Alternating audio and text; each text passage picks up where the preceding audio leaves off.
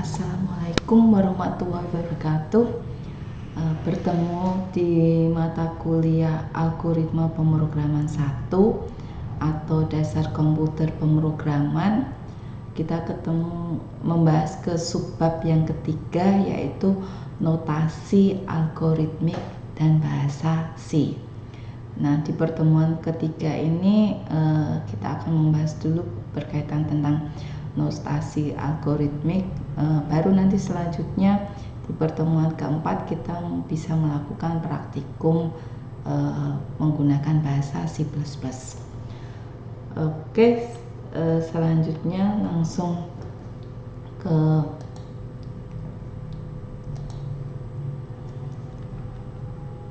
pembahasan ya. Jadi algoritma itu disusun berdasarkan 3 bagian, yaitu ada judul algoritma, kamus atau deklarasi, kemudian algoritma atau deskripsi. Jadi judul itu biasanya untuk memudahkan supaya tahu, oh ini algoritma tentang apa. Kemudian kamus atau deklarasi itu adalah berkaitan dengan variabel ya, atau nama-nama tempat penyimpanan nanti yang akan kita pakai di dalam program tersebut, termasuk nanti tipenya, tipe datanya. Nah, kemudian algoritma atau deskripsi itu nanti itu sudah berisi tentang instruksi-instruksi atau perintah-perintah yang akan kita berikan ke program komputer. Nah, di sini ada format sintak algoritmanya. Nah, ini ada judulnya ya, nama judulnya bisa dikasih dengan nama algoritma, misalnya kayak algoritma tentang menghitung luas lingkaran ya, bisa kamu kasih judulnya menghitung luas lingkaran. Kemudian di sini ada deklarasi atau kamus. Nah, ini berkaitan dengan tipe datanya, kemudian ada namanya ya, ini ada nama variabel, tipenya apa ya, macam-macam tipe apa untuk memberikan. Ada yang berupa nama variabel, konstanta, prosedur, input output ya, atau misalnya tipe data untuk array ya. Kemudian di sini ada tubuh atau algoritma atau deskripsi. Nah, ini nanti kita kasih perintah-perintahnya, entah itu ada pemilihan, perulangan, pemanggilan, assignment ya. Kemudian uraian algoritma, ini kumpulan algoritma masing-masing. Jadi kalau misalnya nanti programnya kalian itu kompleks, bisa kalian putus bagi menjadi subbab-subbab. Nah, subbabnya ini ada di bawah ini. Nanti dia akan dipanggil di tubuh atau di bagian utama programnya ya. Kemudian, nah misalnya nih di pertemuan sebelumnya pernah ada untuk algoritma menulis hello world. Nah, ini misalnya contoh menulisnya ini algoritma hello world. Nah, ini judulnya ditulis program untuk mencetak hello world. Deklarasinya tidak ada karena kita tidak ada menampung nilai, jadi tidak masalah. Langsung ke instruksi atau deskripsinya, yaitu langsung perintahnya, write hello world, berarti tulis hello world. Nah, itu ya. Kemudian, nah ini misalnya untuk untuk algoritma menghitung luas Q4. Nah, di sini ada judulnya, ditulis algoritma untuk menghitung luas Q4 dengan diketahui panjang dan lebarnya. Nah, kamusnya itu kita nanti perlu suatu variabel atau tempat untuk menampung nilai-nilai. Karena kalau tidak ada variabel atau tempat itu, kita tidak akan bisa nanti untuk memerintah komputer itu menghitung. Nah, ini ada luas, ini ada panjang, ini ada lebar, tipenya integer. Jadi kamus itu kita ngasih tahu ke komputer bahwa nanti di program ini akan ada tempat menampung namanya luas, ada panjang, ada lebar. Tipenya adalah semuanya integer atau bilangan bulat. Nah, kemudian instruksinya atau algoritmanya adalah nih, panjang sama dengan 10. Jadi kalau ada anak panah ke sini panjang, berarti panjang sama dengan 10. Kemudian lebar sama dengan 5. Maka komputer itu akan mengingat, panjangnya nilainya 10. Karena kalian tadi sudah mengenalkan di kamus ini ada namanya, nanti akan ada nama panjang, tipenya integer. Maka begitu kamu kasih instruksi, komputer ada panjang sama dengan 10, maka dia akan menerima. Kenapa? Karena di sini panjang itu sudah kamu kenalkan dan tipenya bilangan bulat, diisi 10 ini kan bilangan bulat. Oh betul, berarti dia akan menerima. Oke, panjangnya berarti sama dengan 10. Maka dia akan melaksanakan perintah yang kedua. Kedua apa? Lebar sama dengan 5. Nah, karena kalian sudah mengenalkan di kamus ada namanya lebar nanti komputer, tipenya integer atau bilangan bulat. Maka begitu ada instruksi, komputer kasih nilai lebar sama dengan 5, maka oh ya, bisa saya terima. Karena apa? Oke, betul, lebar sama dengan 5. Karena apa? Lebar ini tipenya bilangan bulat, masuk, maka diterima. Betul instruksinya, dia jalankan. Maka di komputer itu sudah diingat panjangnya ada sama dengan 10, lebarnya sama dengan 5. Kemudian di sini kamu ada instruksi, komputer hitung ini luas sama dengan panjang kali lebar.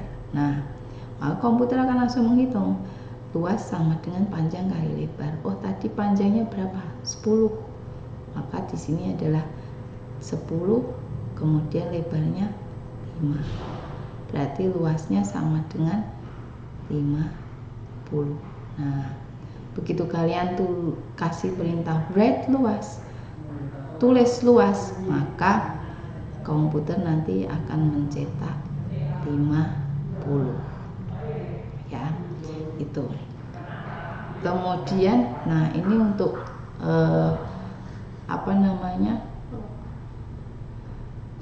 penulisannya di program, untuk penulisannya di program DFC juga mirip seperti ini ya, sama kayak tadi algoritmanya. Oke, kemudian nah di sini translasi teks algoritma ke dalam teks program bahasa C. Nah, jadi nanti ada perbedaan kita menulis di algoritma dan di bahasa C. Nah, algoritma itu dia memang menggambarkan suatu seperti instruksi program ya, seperti kayak pseudocode ya. Cuman kalau algoritma maupun pseudocode itu dia tidak mengarah ke salah satu bahasa pemrograman, maka dia lebih umum. Jadi kalau nanti kamu algoritma langsung kamu copy ke script program di C, kadang pasti ada error karena ada beberapa perintah yang tidak sama. Nah, ini contohnya. Jadi ini di algoritma kita tidak usah memberikan include nama unit. Nah, kalau di DFC kita harus ngasihkan karena ini nanti library-nya. Nah, kemudian di algoritma nanti kalau ada cons, nama cons sama dengan nilai, ini menunjukkan konstanta, suatu tempat untuk menampung nilai. Nah, kalau di bahasa C-nya nanti nulisnya ini pagar define nama kos nilai. Kalau di sini nanti cara nulisnya gini, cons P sama dengan 3,14. Maka di sini nanti pagar define P terus 3,14. Kemudian tipe, nama tipe, terus tipe datanya. Ini kalau di di algoritma kita nulisnya ini, misalnya type X titik 2 integer. Tapi kalau di bahasa C plus kita nulisnya type def terus kemudian integer, ini X. Nah, ya. Kemudian ini nama, kalau di algoritma nama variabel, terus kemudian titik 2 tipe data atau nama variabel, nama type. Tapi kalau di devc ini kebalikan, tipenya dulu baru nama variabel. Jadi kalau misalnya ini misalnya X kemudian int, nah ini kebalikan, int dulu baru X. Nah ya itu. Kemudian nah ini contohnya, ini sudah ada contohnya tuh, konstanta P sama dengan 314. Kalau di devc nanti nulisnya pagar define P 3,14. Kemudian ini kalau di algoritma kita nulis type jumlah sang titik 2 integer. Kalau di bahasa C type def int jumlah. Nah ini kalau nama variabel tadi n titik 2 integer atau n titik 2 jumlah. Nah kalau di bahasa C int n jumlah n, ya itu. Kemudian nah ini notasi-notasinya yang ada yang biasanya dipakai di deskripsinya untuk bahasa C atau algoritma. Ini misalnya nama variabel terus panah kebalik harga, itu kalau di C itu namanya nama variabel sama dengan harga, ya. Kemudian kalau di algoritma nanti input daftar variabel atau read daftar variabel. Nah kalau di bahasa C nanti perintahnya cin get, getLin, scanf, get. Nah jadi ada, ya. Kemudian untuk outputnya nih, output daftar item atau write daftar item. Kalau nanti di devc kita nulisnya cout var, cout konstanta atau printf put, ya. Nah ini cara penulisannya. Kemudian if kondisi, then aksi, and if. Nanti kalau di bahasa C beda lagi nulisnya, if kondisi aksi atau if kondisi aksi kurung kurawal aksi kurung kurawal tutup, ya. Nah jadi nanti penulisannya itu disesuaikan dengan struktur yang ada di bahasa devc, ya, atau C++. Nah jadi kan mirip, cuman nanti penulisannya itu dia agak berbedanya, sesuaikan strukturnya sama bahasa pemrograman tersebut. Tapi basicnya kan susunannya mirip sama. Kayak ini kan if kondisi then, nah ini juga if kondisi, cuman tidak pakai then sama and if, ya. Seperti itu. Kemudian ini juga sama. Yang kelima ada if kondisi, then aksi 1, L aksi 2, and if. Nah kalau di bahasa C itu if kondisi aksi 1, else aksi 2, nggak usah pakai and if. Atau bisa pakai if kondisi kurung kurawal buka aksi 1 kurung kurawal tutup, else kurung kurawal buka kemudian aksi 2 kurung kurawal tutup, ya. Kemudian ini kalau di algoritma ada depend on ekspresi. Misalnya ekspresi 1 sama dengan aksi 1, ekspresi 2 aksi 2, seterusnya. Atau ini case name case of. Nah ini nulisnya ini, ya. Ini nulisnya. Kemudian sama while itu untuk perulangan, nah juga atau repeat. Nah strukturnya mirip, cuman nanti penulisannya ada yang berbeda. Ini tidak pakai and while, ini kalau di algoritma pakai and while, ini pakai until, ini tidak ada, ya. Nanti disesuaikan. Jadi strukturnya itu kita sesuaikan dengan apa yang jadi panduan di bahasa pemrograman tersebut. Kemudian ini juga ada yang ke-9, ya kan. Kemudian nah ini ada contoh misalnya untuk menghitung luas lingkaran. Nah di sini algoritmanya dulu, menghitung luas lingkaran di mana diketahui jari-jari. Nah, ini ada deklarasinya. Konstanta Pi sama dengan 3,14. Nah, konstanta Pi itu sama dengan, jadi ada nilai Pi ya. Kita sebutnya ini konstanta. Kenapa konstanta? Karena nilai Pi-nya ini tetap ya, tidak berubah-ubah ya. Jadi kita langsung menginputkan nilainya Pi sama dengan 3,14. Kalau misalnya nilainya nanti misalnya mau berubah-ubah seperti ini, jari-jari tipenya integer. Karena jari-jari ini bisa diisi dengan angka berapa aja, yang penting dia tipenya adalah integer atau bilangan bulat. Kemudian di sini juga ada variabel luas. Nah, luas itu tipenya real. Ya, luas itu tipenya real atau dia bilangan pecahan. Ya, jadi nanti ada 3 nama atau 3 tempat menampung nilai yang komputer ketahui, yaitu Pi, jari-jari, dan luas ya. Nah, Pi ini konstanta itu mirip dengan variabel juga, cuma dia nilainya sudah diinputkan. Nah, kemudian di sini ada perintah instruksinya atau deskripsinya, yaitu apa? Jari-jari diinputkan nilainya 5. Kemudian hitung luas, rumusnya Pi kali jari-jari kali jari-jari. Kemudian output cetak tulisan jari-jari sama dengan jari-jari. Berarti nanti akan tampil tulisan ini jari ya sama dengan 5. Kemudian yang ini luas, bentar,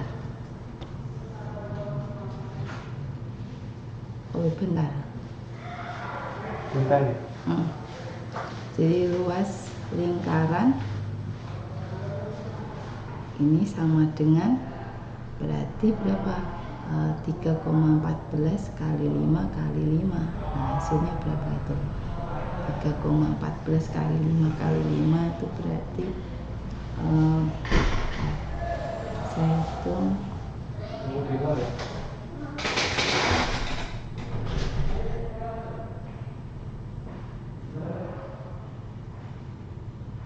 nah 78,5. Nah, ini nanti yang akan tercetak di program komputer ini. Jari-jari sama dengan 5, luas lingkaran sama dengan 78,5. Oke.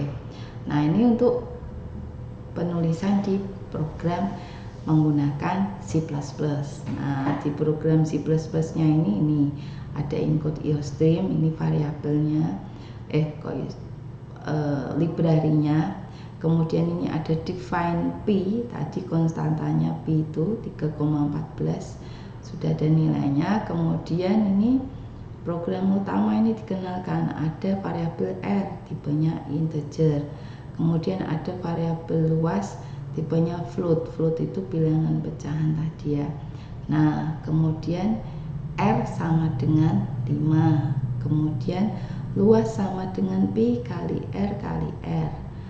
Maka kemudian cout cetak jari-jari ini R, kemudian luas lingkaran itu luas ya.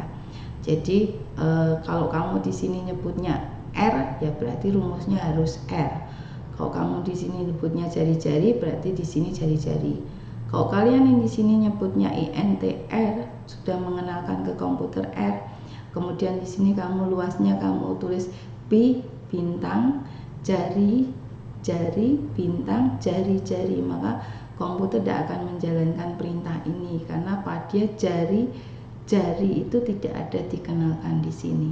Yang dikenalkan itu R ya. Jadi ingat-ingat, setiap yang kalian mengenalkan sesuatu ke komputer itu kamu harus ingat. Jangan sampai kamu lupa. Kalau kamu lupa nanti kamu salah nyebut, komputer tidak akan mau juga. Jadi apa yang dia kenalkan, maka itu yang diingat. Kalau kalian mengenalkan R, maka nanti kamu kalau mau menyebut juga harus R. Ini sama, ini kalau tidak kamu sebut R, kamu tulis jari-jari, ya, maka dia juga tidak akan mau. Kenapa? Karena yang dikenalkan di sini itu R, ya, bukan jari-jari. Luas juga sama.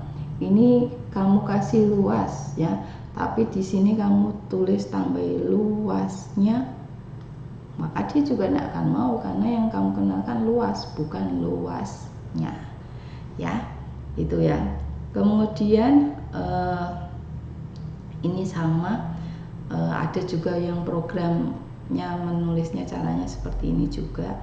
Jadi untuk cetaknya bukan pakai CO tapi pakai printf. Nah, itu tidak apa-apa, boleh juga. Nah, itu berkaitan dengan algoritma dan kemudian cara penulisannya di program DevC atau C++ nanti. Nah, ini menjadi gambaran awal. Nah, untuk selanjutnya nanti bisa coba script yang ada di sini nanti kalian kerjakan. Kamu pakai buka di DevC-nya, nanti kamu coba ketik ini, terus kemudian hasilnya seperti apa.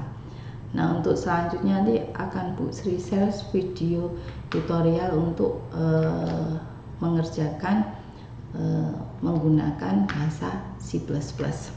Nah, demikian untuk materi yang ketiga, notasi algoritmik. Semoga Ibu harap kalian paham. Jika nanti memang ada pertanyaan bisa di-share di grup WA. Baik, terima kasih. Wassalamualaikum warahmatullahi wabarakatuh.